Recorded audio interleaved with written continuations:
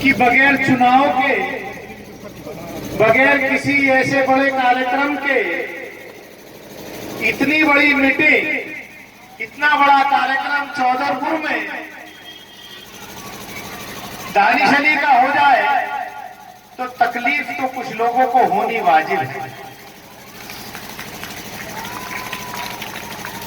मैं इतना ही कहूंगा कि आपका ये प्यार, आपकी ये मोहब्बत ही मेरा हौसला है। मैं किसी भी मंच में क्यों ना हो, वो चाहे पार्टी का मंच हो, चाहे लोकसभा का मंच हो या कोई सरकारी कार्यक्रम का मंच हो, अपने उसूलों के साथ समझौता नहीं करता। उसूलों के साथ समझौता करना नहीं सीखा,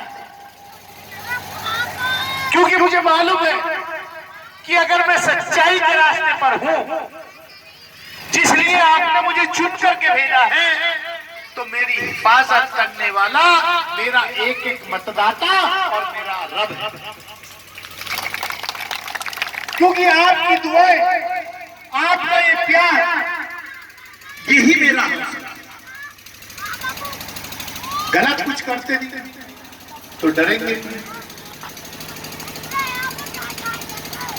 आज से 80 साल पहले अंग्रेजों भारत छोड़ो का नारा इस मुल्क में उस वक्त के बॉम्बे के मेयर, जो आज मुंबई कहते हैं इस शहर में, यूसुफ मेहर अली साहब ने एक नारा लिखा था, अंग्रेजों भारत छोड़ो। जिस नारे को महात्मा गांधी ने साथ में लेकर के अपने सहयोगियों के साथ एक आंदोलन छेड़ा कि अंग्रेजों भारत छोड़ो। जब अंग्रेजों भारत छोड़ो का आंदोलन चला, तो उस वक्त आज के तथाकथित राष्ट्रवादी, जो आजकल सबको राष्ट्रवाद का सर्टिफिकेट बांटने का ठेका लिए हुए हैं, उन लोगों ने महात्मा गांधी के उस भारत छोड़ो आंदोलन का विरोध किया। आरएसएस ने भारत छोड़ो आंदोलन का विरोध किया, और वो भाजपा के लोग, आरएसएस के लोग आजकल राष्ट्रवाद का सर्टिफिकेट बांटते हैं।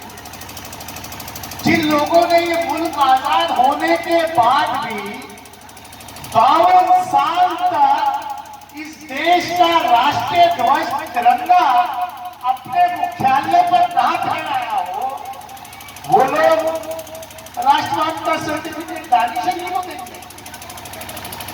अरे हमारे बुजुर्गों ने इस मुल्क को आजाद कराने के लिए कुर्बानियां दी है, अपना लहू दिया है इस मिट्टी को, इस वतन को आजाद कराने के लिए। हमें उनके राष्ट्रवाद के सर्टिफिकेट की जरूरत नहीं है। एहसास कमतरी का शिकार आप होंगे, क्योंकि आप लोग अंग्रेजों से माफी मांग रहे थे, आप लोग अंग्रेजों के साथ मिले थे, जो आजादी की लड़ाई लड़ रहे थे, उनके ऊपर जुल्म करने वाली सरकार थे उस वक्त अंग्रेजों की दलाली करने का काम था। और हमारे बुजुर्ग, हमारे पुरखे अंग्रेजों से लोहा ले रहे थे, अपनी शहादत दे रहे थे इस मुल्क को आजाद कराने के लिए। ये बुनियादी तरह क्या है, यही तकलीफ है। जब ये बात दानिश-अली कह देता है लोकसभा के अंदर, जब ये बात किसी मंच में कह देता है, तो तथाकथित राष्ट्रवादियों के तकलीफ हो जाती है कि ये आईना कहां से दिखा। भाई मैं तो आईना दिखाने का काम करूंगा, क्योंकि मुझे तो जानकारी है, मैंने तो इतिहास पढ़ा है, और मैं हमारी तरबियत ऐसे माहौल में गई हुई है कि लोग बड़े बड़े आदों पर जाकर के भी इस देश के एक तबके को उनके लिबास से पहचानते हैं, कि उनके लिबास से पता चलता है ये कौन है। शर्म आनी चाहिए कि आप देश के संवैधानिक पद पर बैठ करके भी ऐसी बात आ रही। मैं कहता हूं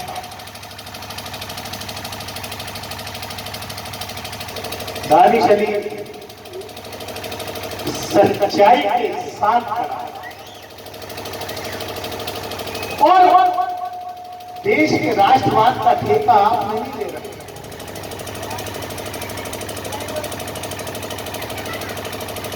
जिनका अपना कोई इतिहास ना हो, जिनका अपना कोई इतिहास ना हो, तो वो दूसरे के इतिहास को भी पढ़ता है, क्योंकि हमारा इतिहास स्वर्ण अक्षरों में लिखा हुआ है, सोने के हरफों में लिखा हुआ है हमारा इतिहास। उनका तो कोई इतिहास है नहीं, इसलिए वो हमारे इतिहास को मिटाना चाहते हैं, वो हमारे इतिहास को मिटाने की कोशिश। और जब आपका भाई कोई उनको आईना दिखाता है, जब आपका भाई दानिश अली जैसा भाई कोई उनको असलियत उनकी दिखाता है, तो उनको तकलीफ होती है कि ये कैसे होगा, ये क्यों इतना बोलता है, ये पार्लियामेंट में भी जो है ऐसे ही बोलता है, ये ना हमारे प्रधानमंत्री से डरता, ना हमारे गृह मंत्री से डरता, सीधा ठोक करके लोकसभा में बोलता है। भाई क्यों डरूं? मैं क्यों डरूं? मैं एक किसान का बेटा, मैं ऐसे परिवार से आता हूं जिसके पुरखों ने इस मुल्क की आजादी के लिए कुर्बानियां की, और मेरे पास माफ कीजिए, आप ना ईडी भेज सकते, ना इनकम टैक्स भेज सकते, ना सीबीआई भेज सकते, क्योंकि साफ सुथरा अपना मामला है। गोश्त फैक्ट्री हमारी नहीं, पेट्रोल पंप हमारा नहीं, सरकार का कोई लाइसेंस दानिश अली के पास नहीं। मेरा क्या मतलब हुई? किसान आदमी जैसे चौधरपुर के किसान, ऐसे दानिश अली किसान, और किसानी की जमीन भी पुरखों से मिली हुई है और विरासत से मिली हुई है, तो मेरा क्या निकाल दो? बहाने का कोई इरादा नहीं कि ये भी बना लूं, वो भी बना लूं, ये भी कर लूं, वो भी कर लूं। एमपी के बनने के बाद कुछ कमी हुआ होगा बजाय बढ़ने के, तो मेरा क्या बिगाड़ लो?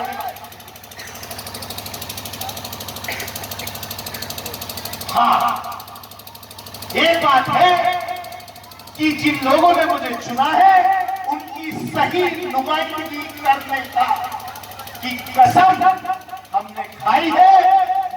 सही नुमाइंदगी पिछले 4 साल में की है और आगे भी इंशाअल्लाह करता रहा। हो सकता है कि मेरे से कुछ लोग, कुछ नेताओं को तकलीफ हो कि यार ये बला कहां से आ गई। हम तो सोचते थे कि दानिश अली तो ड्राइंग रूम का पॉलिटिशियन, हमने तो सोचा था चलो आया है लड़ाओ, जीत गया तो घर को चला जाएगा, हार गया तो घर को चला जाएगा, लेकिन ये तो ही कटा हुआ। अब दानिश अली जैसी सियासत करने पे दानिश अली ने औरों को भी मजबूर कर दिया।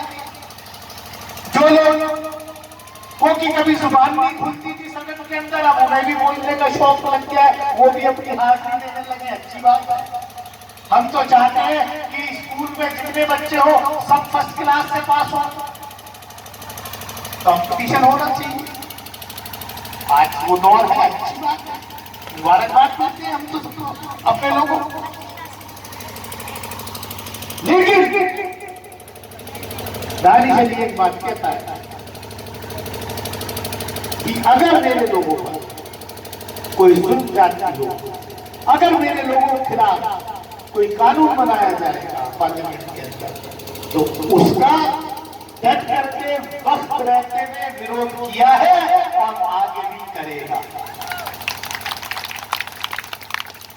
एक अलर्ट, एक विजिलेंट पार्लियामेंटेरियन, एक जागरूक सांसद होने का सबूत हमने पहले भी दिया है।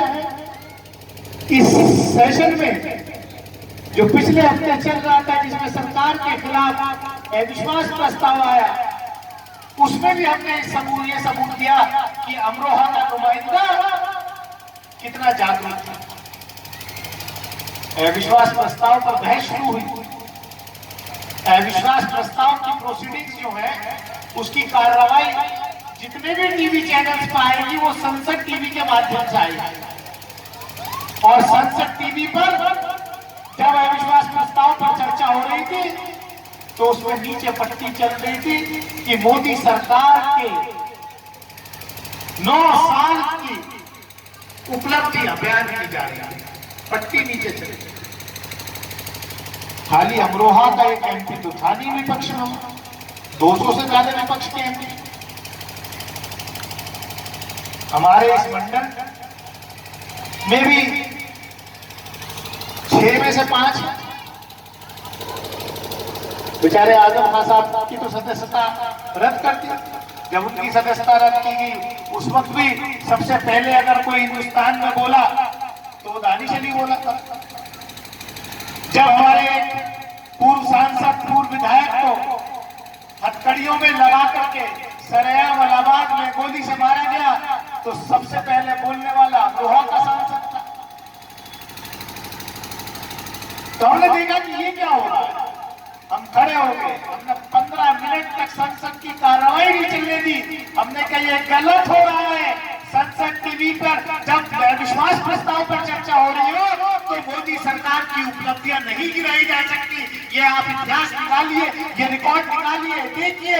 हमने स्पीकर को मजबूर किया, आपके नुमाइंदे ने 15 मिनट तक संसद की कार्रवाई रुकी रही और आखिर में सरकार को मानना पड़ा, स्पीकर को रूलिंग देनी पड़ी कि हाँ, ये जो नीचे पट्टी चल रही है मोदी सरकार की 9 साल की उपलब्धि की, इसको रोका जाए। जब वो पट्टी रुक गई तब संसद की कार्रवाई। ये मैं इसलिए कह रहा हूं कि आप जो नुमाइंदे चुनते हैं उसके ऊपर कोई जिम्मेदारी है। आपने मुझे चुना तो ये मेरी जिम्मेदारी है कि मैं आपके दुख दर्द में भी शामिल न हूं, लेकिन आपने जो मुझे जिम्मेदारी दी है, असलियत में जिम्मेदारी जो एमपी बनाया है, वो एमपी खाली इसलिए नहीं बनाया कि मैं अपने नाम के आगे खाली सांसद की प्लेट लगा के घूमता रहूं और पार्लियामेंट में कार्रवाई शुरू हो तो बस साइन करूंगा, घर आके बैठ जाऊं या साइन करके अपने कारोबार में लगा रहा हूं। आपने मुझे अपना नुमाइंदा चुना है इस काम के लिए कि जब संसद की कार्रवाई चले तो उसमें मैं लगातार बैठूं, मेरे लोगों के खिलाफ, विपक्ष के खिलाफ, मेरे कौम के खिलाफ, मेरे मुल्क के खिलाफ अगर कोई काम होता है तो उठ करके अपनी आवाज बुलंद कर। और पिछले 4 साल में मैंने ये काम बाखूबी करने की कोशिश की। अगर मेरे लोगों पर कुछ होता है तो उसमें भी सबसे पहले पहुंचने का काम। अभी मोहर्रम वाले दिन हमारे यहाँ हादसा हो गया। हादसे के आधे घंटे के अंदर हम पतई में थे। जिला प्रशासन तब तक नहीं किया हुआ कि सांसद आधे घंटे के अंदर जो है मौके पर पहुंच गए। और जब हमने देखा कि वो जो लोग जले उसमें, उनको जो है ऐसे ही जिला अस्पताल में या डीएमयू में ऐसी भेज दिया, पट्टियां बांध दी, क्या वो जले हुए का इलाज ऐसे नहीं होता है। हमने तभी फोन किया दिल्ली, हमने मिनिस्टर से बात करी है, मिनिस्टर से देश के, हमने सफदरजंग अस्पताल के एमएस से डायरेक्टर से बात की, मेरे यहाँ ऐसा हादसा हो गया, 50 से लोग ज्यादा जल गए, आप फौरन एक वार्ड जो है खाली कराइए। उन्होंने कहा कि साहब आप भेज, और मैंने जितने लोग जा सकते थे उनको वहां भेजा। हमारे तो लोग भी बेचारे ऐसे हैं मासूम कि जाने को तैयार नहीं, क्यों पता नहीं दिल्ली जाएंगे कितना खर्चा होगा, वहां पेमेंट होगा नहीं होगा। मैंने हाथ जोड़े उनसे, मैंने कहा एक नया पैसा आपका नहीं लेके गए, यहाँ आपके बच्चे की जान नहीं बचेगी, नहीं बचेगी। बड़ी मुश्किल से लोगों को वहां भेजा। जो हिंदुस्तान में सबसे बढ़िया इलाज हो सकता है चलेगा, उनका वहां इलाज चल जाता है।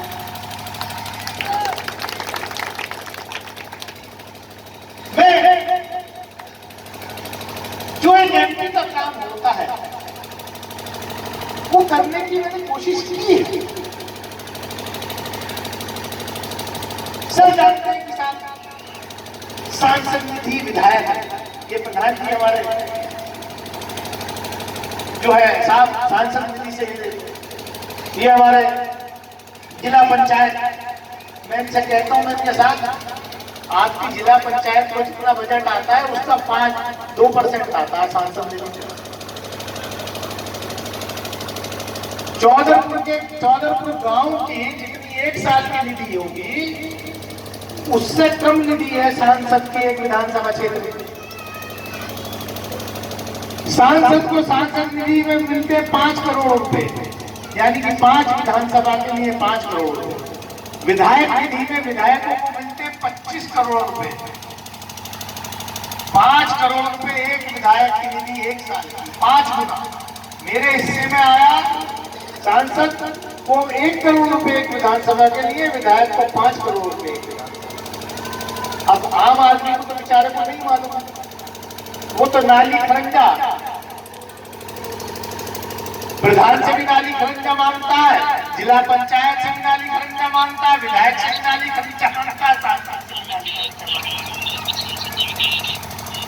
तो भैया, लेकिन उसके बावजूद मुझे गर्व है कि मैंने पश्चिमी उत्तर प्रदेश के अंदर सबसे ज्यादा सड़कें बनवाने का काम किया। प्रधानमंत्री ग्राम सड़क योजना के अंतर्गत मैंने 150 किलोमीटर से ज्यादा सड़क अपने लोकसभा क्षेत्र में बनवाई है पिछले 4 साल।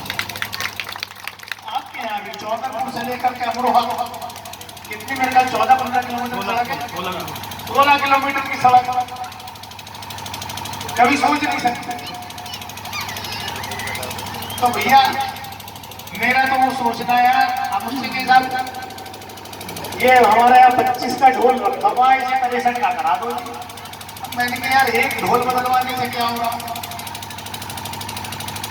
ये तार जो है पुराने जर्जर तार हो गए साहब, ये बदलवा दो। अब रोज हमने पार्लियामेंट में सवाल लगाया, सवाल उठाया, हम मिनिस्टर से मिले, केंद्रीय ऊर्जा मंत्री से मिले, लिखा। आपकी दुआ से अमरोहा के लिए, सिर्फ अमरोहा जिले के लिए, आपको जिला लेंगे उसमें एक विधानसभा, सिर्फ अमरोहा जिले के लिए 132 करोड़ रुपए अमरोहा जिले के जर्जर तार, बिजली के जर्जर तार और ट्रांसफार्मर्स बदलने के लिए रिलीज कराने का काम। और आज काम शुरू हो गया है, सर्वे हो रहे हैं, टेंडर हो रहे हैं। ये जो समस्याएं थी रोज आए दिन ट्रांसफार्मर्स फूकने की, इससे निजात। क्यों? क्योंकि हम उस सोच के नहीं है कि जीतने के बाद भी सिर्फ अपनों का ख्याल है, क्योंकि जीता हुआ व्यक्ति सबका होता है। ये जमहूरियत की खूबसूरती है। जीतने जब तक चुनाव में रहता है तब तक पार्टी का होता है, लेकिन जीतने के बाद वो नुमाइंदा सबका होता है। तो हमने जीतते ही फौरन उन बंधनों को तोड़ दिया, हम सब में हैं। इसलिए हमने कहा ज्यादा फंड आएगा, पूरे जिले का विकास होगा, तो मेरी जनता का विकास होगा।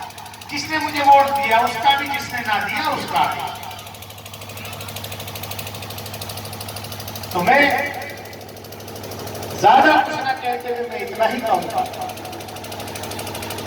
कि आपने 4 साल पहले मुझ पे जो भरोसा जताया, और मुझे याद है मैंने एक बात और कही थी, अगर कुछ लोगों को याद हो, यहाँ पर जब मीटिंग आप लोगों ने करी थी कि मेरे पास स्वास्थ्य काम के लिए तो आना, विकास के काम के लिए तो आना, लेकिन आपस के झगड़े में के लिए मैं उन नेताओं में से नहीं हूं जो लोगों को लड़ा करके, ग्रुप बना करके अपना उल्लू सीधा करा दे। और पिछले 4 साल में अल्लाह का शुक्र है, मेरे पास कोई आया भी, क्योंकि उन्हें पता है कि दानिश अली आपस के झगड़े में सिफारिश नहीं करेगा। दानिश अली के अगर सगा भाई भी कोई कहेगा, अगर दानिश अली के वालिद भी कहेंगे, तब भी दानिश अली जो है आपस के झगड़े में सिफारिश नहीं करेगा, क्योंकि मेरे लिए सब है, मुझे सबने वोट दिया। मैं समझता हूं जैसे लोगों ने मेरे चुनाव में आपसी मुलाकात बुला करके इकट्ठा होकर के वोट दिया थे, तो मेरा भी ये फर्ज बनता है कि मैं उनमें कोई फर्क ना समझूं। और आज यही वजह है कि मेरे कार्यक्रम में सारे लोग एक मंच पर बैठ गए। मैं आप लोगों का शुक्रिया अदा करना चाहता हूं और ये उम्मीद करता हूं कि आने वाले वक्त में ऐसे ही आपका ये प्यार, आपकी ये मोहब्बत मुझे मिलती रही है। आप अपनी दुआओं से मुझे नवाजते रहे, क्योंकि आपका प्यार, आपकी मोहब्बत, आपकी दुआएं ही मेरा हौसला है। अमरोहा लोकसभा क्षेत्र को, अमरोहा को देश में लोग अब याद करते हैं। मुल्क के अंदर किसी कोने पर अगर कोई जुल्म ज्यादती होती है किसी समाज के साथ, किसी किसान के साथ, किसी मजलूम के साथ, तो सबसे पहली आवाज अमरोहा का नुमाइंदा उठाने का काम करता है। चाहे सीएए का मामला हो, चाहे एनआरसी का मामला हो, चाहे 3 तलाक का मामला हो, चाहे किसानों के खिलाफ 3 काले कानून लाने का मामला हो, हर किसी इशू पर, चाहे यूएपीए का मामला, हर इशू पर हाथ मुद्दे पर डट करके बेखौफ अंदाज में मुल्क की सरकार के सामने अपनी मुखालफत दर्ज कराने का काम मैंने लोकसभा के अंदर, क्योंकि मैं उसको अपना फर्ज समझता हूं। और वो कायद, वो लीडर, वो नुमाइंदा ना तो अपने साथ अपने हक में अच्छा कर रहा है, ना अपने इलाके के हक में अच्छा कर रहा है, ना अपने मुल्क के हक में अच्छा कर रहा है। अगर इंसाफ नाइंसाफी के खिलाफ आंख मूंद करके बैठ गए। मैंने ये सीखा है, मेरी तरबियत है कि नाइंसाफी के खिलाफ लड़ाई लड़ी है, लड़ता रहा।